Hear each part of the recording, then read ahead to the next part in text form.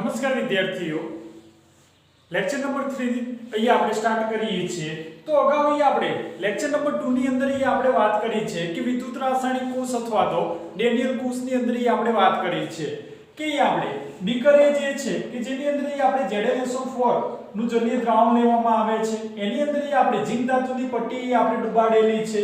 એ જ રીતે બીકર બી કે જેની અંદર આપણે CaSO4 નું જલીય દ્રાવણ લેવામાં આવે છે કે જેની અંદર આપણે કોપર ધાતુની પટ્ટી આપણે ડુબાડીએ છીએ કે બંને વિદ્યુત ધ્રુવોની આપણે કોપર વાયર વડે આપણે જોડાણ કરવામાં આવે છે। તો ઇલેક્ટ્રોનનો જે પ્રવાહ છે એ એનોડ થી કેથોડ તરફ બાહ્ય પરિપથમાં વહે છે। અહીંયા આપણે ચાર સેતુની આપણે રચના કરવામાં આવી છે, એની અંદર પણ આપણે વિસ્તૃત રીતે આપણે સમજૂતી પ્રાપ્ત કરી છે। તો અહીંયા આપણે ચાર સેતુની અંદર આપણે કયા જલીય દ્રાવણ ભરી શકીએ છીએ કે જેમના આયનોના વહનાંક કેવા હોય, સમાન હોય, એટલે કે NH4 NO3 K NO3 K Cl કે જેમના આયનોના વહનાંક સમાન હોય એવા જલીય દ્રાવણ અહીંયા આપણે ચાર સેતુની અંદર આપણે ભરી શકીએ છીએ। તો એ આપણે એક ક્વેશ્ચન અહીંયા આપણે વિદ્યાર્થી મિત્રો કરીએ છીએ કે આપણે ચાર સેતુ જે છે કે યુ આકારની ટ્યુબ છે, એના બંને છેડે આપણે કોટન વૂલ લગાવવામાં આવે છે। ફોર એક્ઝામ્પલ તરીકે આપણે કે પોટેશિયમ નાઇટ્રેટ નું આપણે જલીય દ્રાવણ ચાર સેતુની અંદર આપણે ભરવામાં આવે છે, એને આપણે બંને બીકરની અંદર આપણે ઊંધી ડુબાડવામાં આવે છે। તો એમાં રહેલું જે જલીય દ્રાવણ છે એ તો શું થશે, બહાર નીકળી જાય છે। તો બહાર ન નીકળે એ માટે આપણે એની અંદર વધુમાં આપણે જેલી સબસ્ટન્સ જેવા કે અગર અગર અથવા જીલેટિન જેવા જેલી સબસ્ટન્સ અંદર પુટ આઉટ કરવામાં આવે અને જેથી એની અંદર રહેલું જે જલીય દ્રાવણ છે એ ચોટી રહે અને પોતાનું કાર્ય કરી શકે।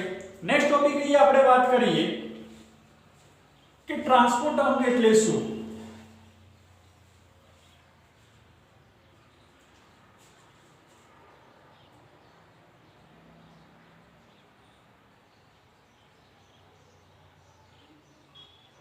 અહીંયા આપણે ટ્રાન્સપોર્ટ અંક વિશે આપણે સમજૂતી પ્રાપ્ત કરવી છે, જે બુકની અંદર આપણને ટોપિક આપ્યો નથી, ખાલી સમજૂતી માટે આપણે સમજવું છે કે ટ્રાન્સપોર્ટ અંક એટલે શું। કે આયન દ્વારા વહન થતા કુલ વીજ પ્રવાહના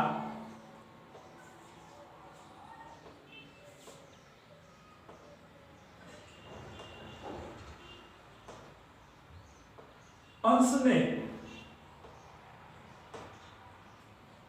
તે આયનનો ટ્રાન્સપોર્ટ અંક કહે છે।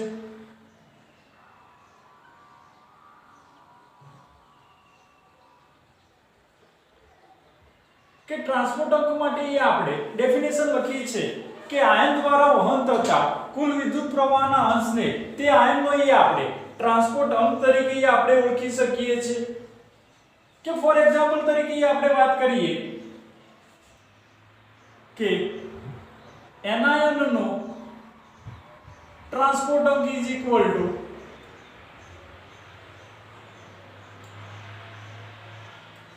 કે જેને આપણે TA વડે પણ દર્શાવી શકીએ છીએ અથવા તો T માઈનસ વડે પણ દર્શાવી શકીએ છીએ। તો એનાયનનો ટ્રાન્સપોર્ટ અંક એનાયન દ્વારા વહન થતો વીજ પ્રવાહ ડિવાઇડ બાય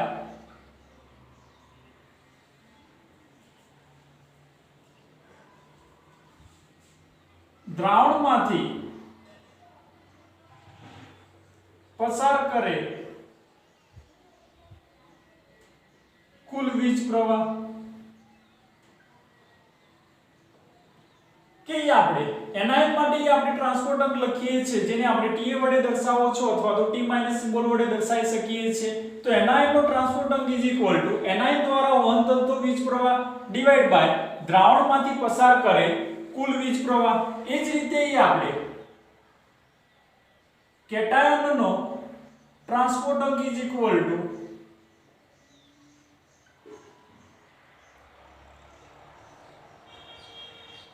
જેને આપણે TC અથવા તો T પ્લસ સિમ્બોલ વડે દર્શાવીએ છીએ તો કેટાયન દ્વારા વહન થતો વીજ પ્રવાહ ડિવાઇડ બાય દ્રાવણમાંથી પસાર કરે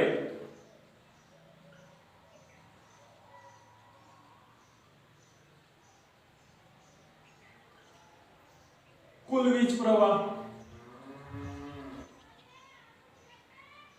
તો વિદ્યાર્થી મિત્રો એ આપણે એનાયન અને કેટાયન માટે આપણે ટ્રાન્સપોર્ટ અંક લખ્યો છે, તેથી આપણે કહી શકીએ કે TC તા TA 1 થાય કે કેટાયન અને એનાયનનો જે ટ્રાન્સપોર્ટ અંક જે છે એ હંમેશા 1 હોય છે. તો એ આપણે નેક્સ્ટ એ આપણે વાત કરીએ કે લિક્વિડ જંકશન પોટેન્શિયલ, જે આપણે એક્સ્ટ્રા એક ટોપિક છે.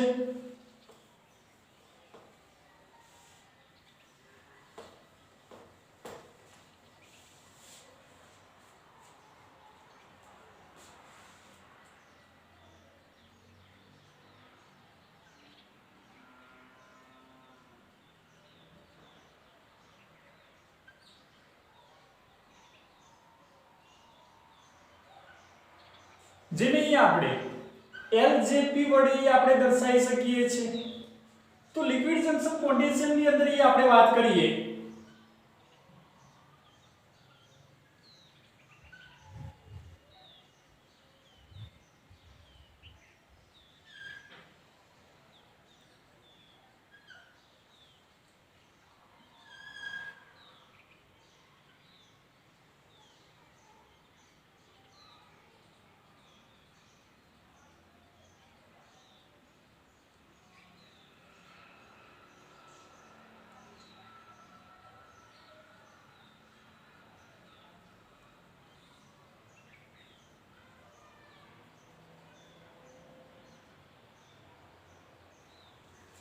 કે આપણે CSO4 નું આપણને જલીય દ્રાવણ છે કે જેની આપણે સાંદ્રતા C1 લઈએ છીએ. બીજી બાજુ પણ આપણને CSO4 નું જલીય દ્રાવણ આપેલું છે કે જેની સાંદ્રતા આપણે C2 તરીકે દર્શાવીએ છીએ. એટલે કે લિક્વિડ જંકશન પોટેન્શિયલ માટે આપણે લખીએ કે બે જુદી જુદી સાંદ્રતા ધરાવતા દ્રાવણો જ્યારે એકબીજાના સંપર્કમાં આવે છે ત્યારે કે જ્યારે બે જુદી જુદી સાંદ્રતા ધરાવતા દ્રાવણો જ્યારે એકબીજાના સંપર્કમાં આવે છે ત્યારે અહીંયા સંપર્ક સપાટી પાસે બંને દ્રાવણના આયનોની જુદી જુદી ઝડપને કારણે પોટેન્શિયલનો તફાવત સર્જાય છે. આને લીધે કોષનો પોટેન્શિયલ ઘટે છે, જેને આપણે લિક્વિડ જંકશન પોટેન્શિયલ તરીકે આપણે ઓળખી શકીએ છીએ.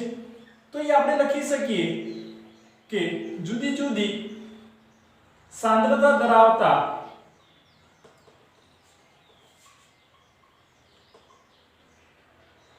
બે દ્રાવણો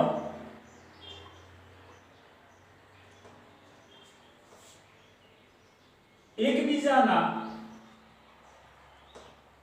સંપર્કમાં આવે છે ત્યારે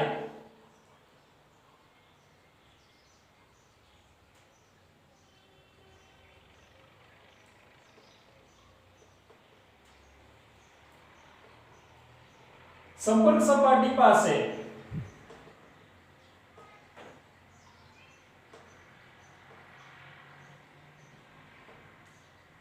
બંને દ્રાવણમાં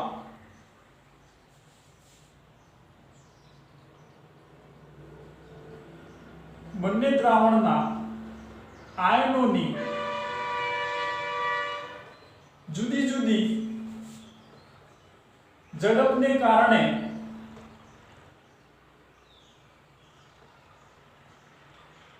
પોટેન્શિયલનો તફાવત સર્જાય છે.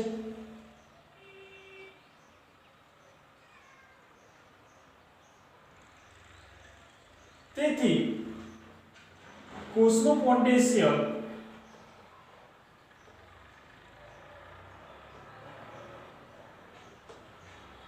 ઘટે છે, જેને લિક્વિડ જંકશન પોટેન્શિયલ કહે છે.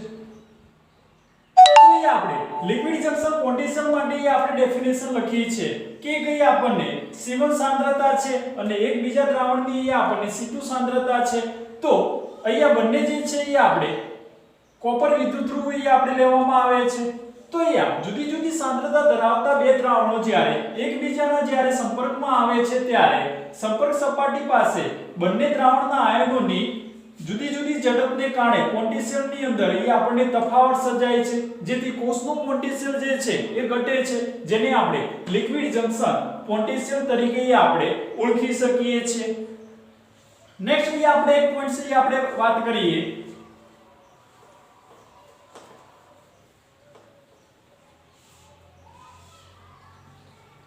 કે વિદ્યુતધ્રુવ એટલે શું?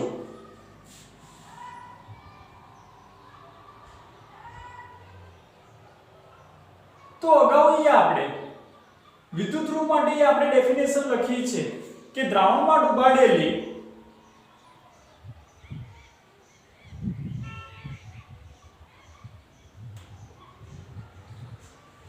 ધાતુની પટ્ટી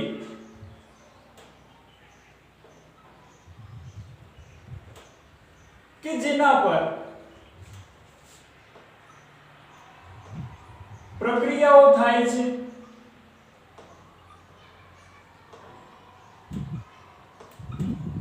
તેને ધાતુના વિદ્યુતધ્રુવ તરીકે ઓળખવામાં આવે છે.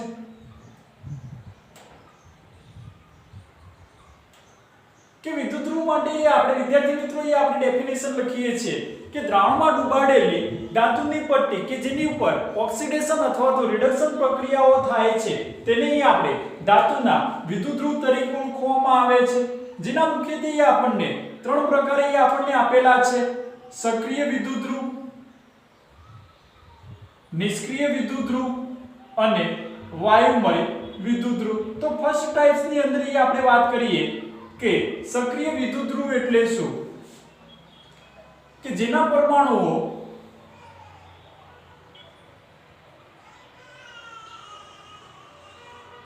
ઓક્સિડેશન અથવા રિડક્શન પ્રક્રિયાઓ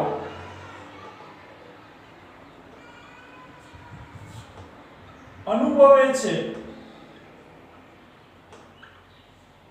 તેને ધાતુના સક્રિય વિદ્યુતધ્રુવ તરીકે ઓળખવામાં આવે છે.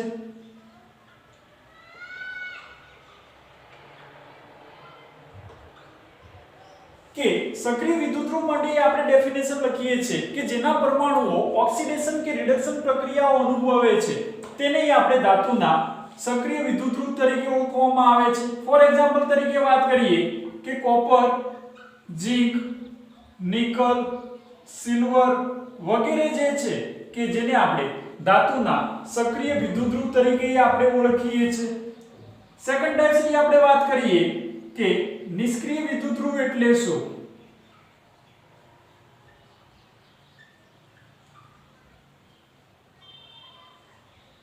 તો નિષ્ક્રિય વિદ્યુતધ્રુવ માટે આપણે ડેફિનેશન લખીએ કે જેના પરમાણુઓ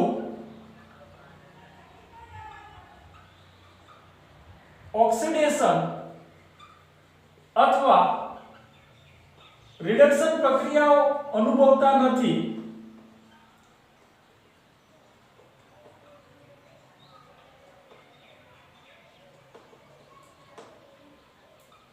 પરંતુ નિષ્ક્રિય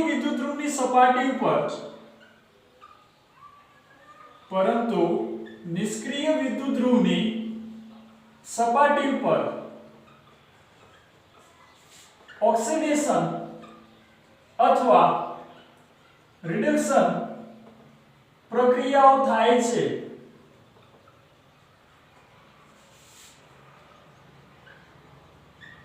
તેને ધાતુના નિષ્ક્રિય વિદ્યુતધ્રુવ કહે છે.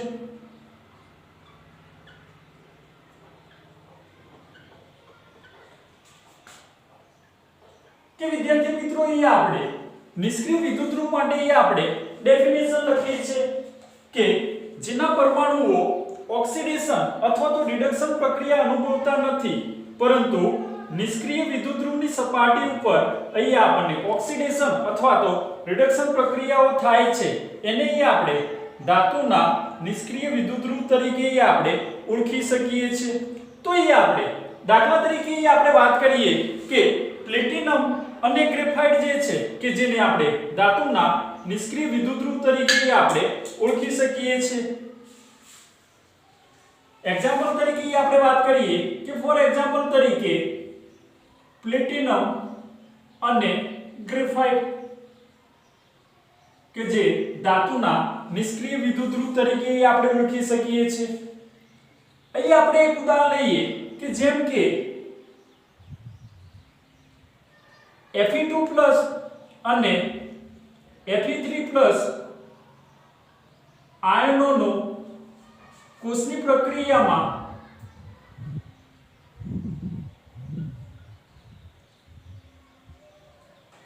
કે Fe2+ અને Fe3+ આયનો કોષની રચનાની અંદર ભાગ લે છે.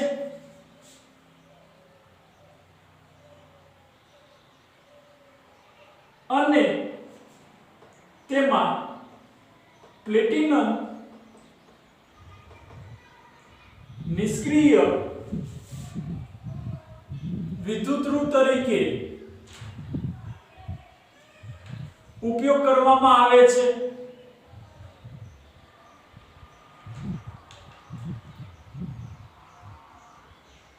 ત્યારે પ્લેટિનમની પટ્ટી પરથી ઇલેક્ટ્રોન કે આપણે વાત કરી કે પ્લેટિનમની પટ્ટી ઉપરથી ઇલેક્ટ્રોન મેળવીને Fe3+ નું Fe2+ માં રિડક્શન થાય છે.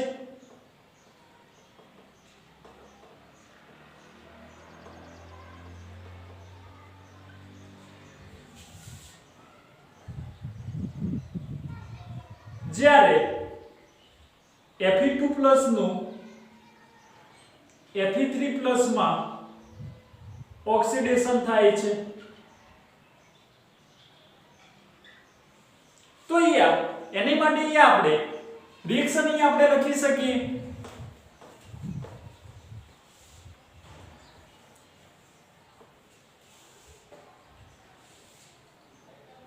કે Fe3+ જે છે એ ઇલેક્ટ્રોન મેળવીને અહીંયા આપણને Fe2+ આયનની અંદર રૂપાંતર પામે છે. એ જ રીતે Fe2+ આયન જે છે એ ઇલેક્ટ્રોન ગુમાવીને Fe3+ આયનની અંદર રૂપાંતર પામે છે.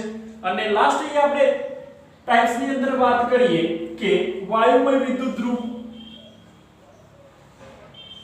ત્રીજો પ્રકાર અહીંયા આપણે વાત કરીએ કે વાયુમય વિદ્યુતધ્રુવ.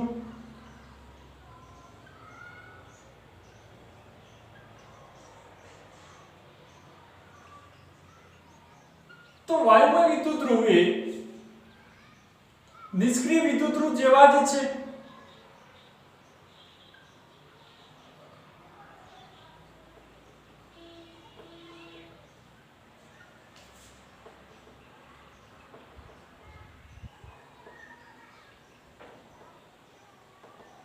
પરંતુ ફરક અહીંયા આપણને એટલો છે કે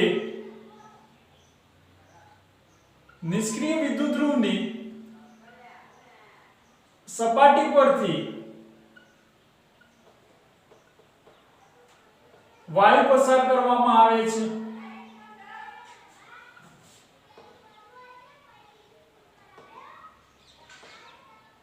કે વિદ્યાર્થી મિત્રો અહીંયા આપણે વાયુમય વિદ્યુતધ્રુવની અંદર આપણે વાત કરીએ કે વાયુમય વિદ્યુતધ્રુવ જે છે એ નિષ્ક્રિય વિદ્યુતધ્રુવ જેવા જ છે, પરંતુ નિષ્ક્રિય વિદ્યુતધ્રુવની સપાટી પર અહીંયા આપણે વાયુ પસાર કરવામાં આવે છે.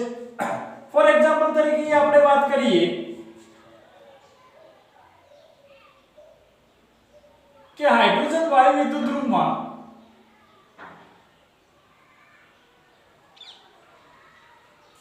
H+ એક્વાઇસ ધરાવતા જલીય દ્રાવણમાં પ્લેટિનમ વિદ્યુતધ્રુવ ડુબાડી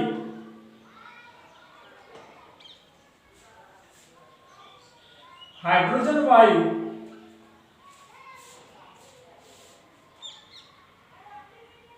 પસાર કરવામાં આવે છે ત્યારે 2H+ aqueous નું H2 માં રિડક્શન થાય છે, જ્યારે H2 નું 2H+ માં ઓક્સિડેશન થાય છે. તો એ આપણે રિએક્શન આપણે લખી શકીએ છીએ કે 2H+ aqueous કે જે આપણે ઇલેક્ટ્રોન મેળવીને અહીં આપણને H2 વાયુની અંદર રૂપાંતર પામે છે અને H2 જે છે એ ઇલેક્ટ્રોન ગુમાવીને 2H+ ની અંદર રૂપાંતર પામે છે.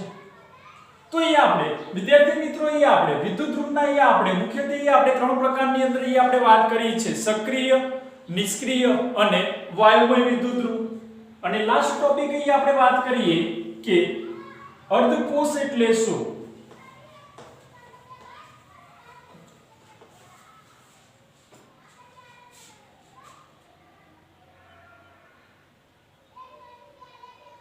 જેને આપણે હાફ શેલ તરીકે પણ અહીંયા આપણે ઓળખી શકીએ છીએ.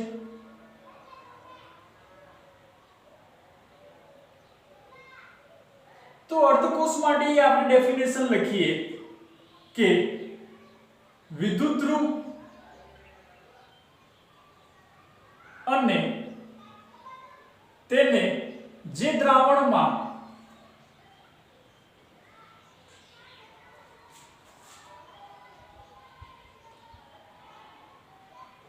ડુબાડવામાં આવે છે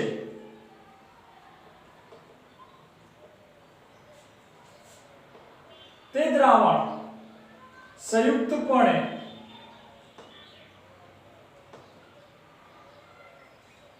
અર્ધકોષ તરીકે ઓળખવામાં આવે છે.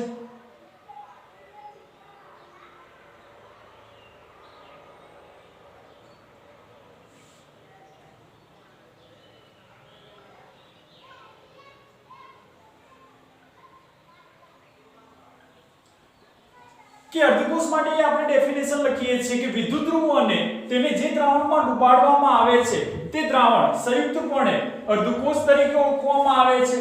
દાખલા તરીકે આપણે ડેનિયલ કોષની અંદર આપણે વાત કરી છે એ પ્રમાણે કે આપણે બે પાત્ર લીધેલા છે કે એક પાત્રની અંદર આપણે ZnSO4 નું જલીય દ્રાવણ લીધું છે, બીજા પાત્રની અંદર આપણે CuSO4 નું જલીય દ્રાવણ લીધું છે, જેની અંદર આપણે ઝિંક વિદ્યુત ધ્રુવ આપણે ડુબાડવામાં આવે છે. આની અંદર આપણે કોપર વિદ્યુત ધ્રુવ આપણે ડુબાડે છે. બંનેને આપણે કોપર વાયર વડે આપણે જોડાણ કર્યું છે. બંનેના જોડાણ માટે આપણે ચાર સેતુની રચના કરવામાં આવેલી છે. તો આપણે વિદ્યાર્થી મિત્રો આપણે ડેનિયલ સેલની અંદર આપણે જે વાત કરીએ છીએ કે આ જે છે કે જેને આપણે વિદ્યુત ધ્રુવ તરીકે આપણે ઓળખવામાં આવે છે એ ઝિંક વિદ્યુત ધ્રુવ છે અને આ જે છે કોપર વિદ્યુત ધ્રુવ છે. તો વિદ્યુત ધ્રુવ અને એને જે દ્રાવણની અંદર ડુબાડવામાં આવે છે એટલે કે ZnSO4 ના દ્રાવણમાં ડુબાડવામાં આવ્યો છે તો વિદ્યુત ધ્રુવ અને તેને જે દ્રાવણમાં ડુબાડવામાં આવે છે એ સંયુક્તપણે એને આપણે અર્ધકોષ તરીકે આપણે ઓળખી શકીએ છીએ. એટલે કે એક અર્ધકોષ અને આ બીજો અર્ધકોષ થશે. તો અર્ધકોષ માટે આપણે ડેફિનેશન લખી છે કે વિદ્યુત ધ્રુવ અને તેને જે દ્રાવણમાં ડુબાડવામાં આવ્યો છે તે દ્રાવણ સંયુક્તપણે અર્ધકોષ તરીકે ઓળખવામાં આવે છે. તેનું નિરૂપણ કરવા માટે વિદ્યુત ધ્રુવ અને સક્રિય આયનોની વચ્ચે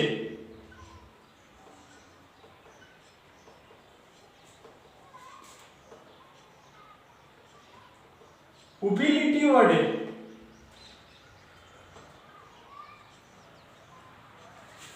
કરવામાં આવે છે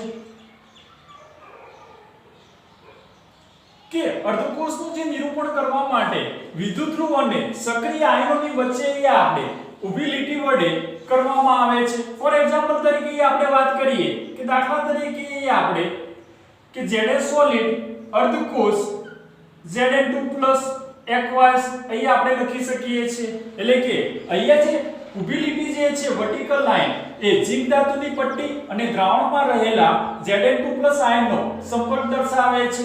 એ જ રીતે આપણે લખી શકીએ કે Cu સોલિડ અર્ધકોષ Cu2+ aqueous કે અહીંયા કોપર ધાતુની પટ્ટી અને દ્રાવણમાં રહેલા Cu2+ આયનનો સંપર્ક દર્શાવે છે.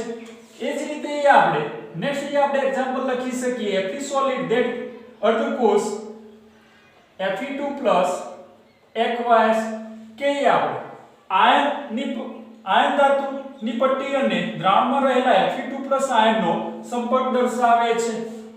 એ જ રીતે Ag સોલિડ અર્ધકોષ Ag+ aqueous કે સિલ્વર ધાતુની પટ્ટી અને દ્રાવણમાં રહેલા Ag+ આયનનો સંપર્ક દર્શાવે છે. તો અહીં આપણે અર્ધકોષનું નિરૂપણ કરવા માટે આપણે વિદ્યુત ધ્રુવ અને સક્રિય આયનોની વચ્ચે આપણે ઊભી લીટી એટલે કે સ્લેશ વડે આપણે દર્શાવી શકીએ છીએ. પરંતુ કોષની રચનામાં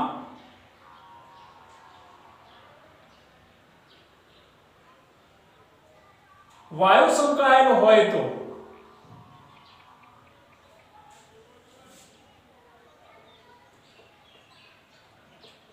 તેનું નિરૂપણ કરવા માટે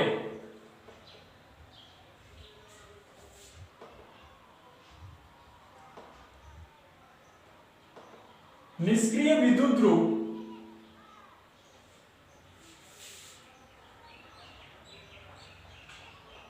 ઉમેરવામાં આવે છે. કે આપણે વાત કરીએ જો વાયુમય વિદ્યુત ધ્રુવ હોય તો એનું આપણે નિરૂપણ કરવા માટે વધુમાં આપણે નિષ્ક્રિય વિદ્યુત ધ્રુવ આપણે ઉમેરવામાં આવે છે. દાખલા તરીકે નિષ્ક્રિય વિદ્યુત ધ્રુવ તરીકે આપણે પ્લેટિનમ લઈએ છીએ તો હાઇડ્રોજન ગેસીસ 1 બાર અર્ધકોષ H+ aqueous એટલે કે હાઇડ્રોજન જે છે એ વાયુ છે. તો વાયુ વિદ્યુત ધ્રુવનું આપણે નિરૂપણ કરવા માટે વધુમાં આપણે નિષ્ક્રિય વિદ્યુત ધ્રુવ આપણે પ્લેટિનમ અંદર ઉમેરવામાં આવે છે. એ જ રીતે આપણે સેકન્ડ લખી શકીએ છીએ કે Cl2 ગેસીસ 1 બાર Cl-. તો જ્યારે વાયુ વિદ્યુત ધ્રુવનું નિરૂપણ કરવા માટે આપણે વધુમાં આપણે નિષ્ક્રિય વિદ્યુત ધ્રુવ અંદર ઉમેરવામાં આવે છે. અને લાસ્ટ આપણે ડેફિનેશન આપણે વાત કરીએ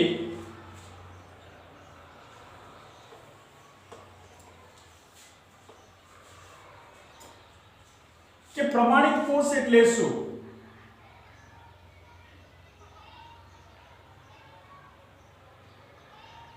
જેને આપણે સ્ટાન્ડર્ડ સેલ તરીકે પણ આપણે ઓળખી શકીએ છીએ.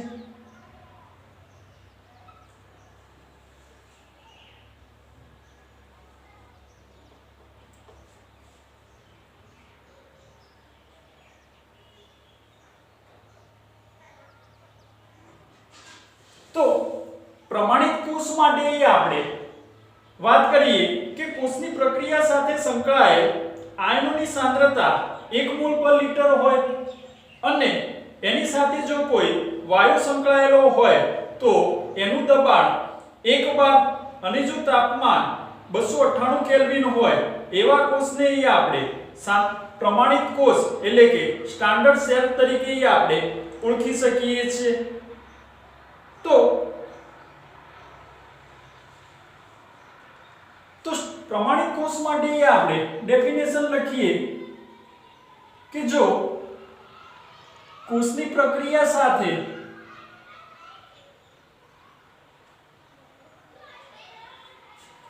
સંકળાયેલ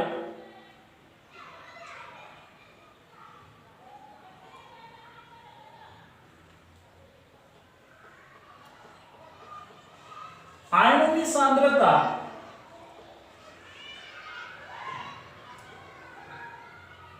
1 મોલ પર લીટર હોય અને જો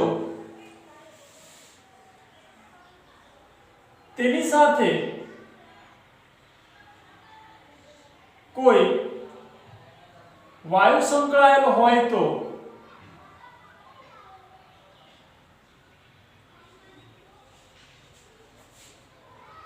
તેનું દબાણ 1 બાર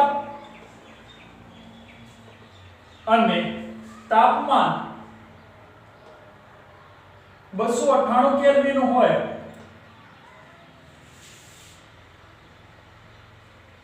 તેવા કોષને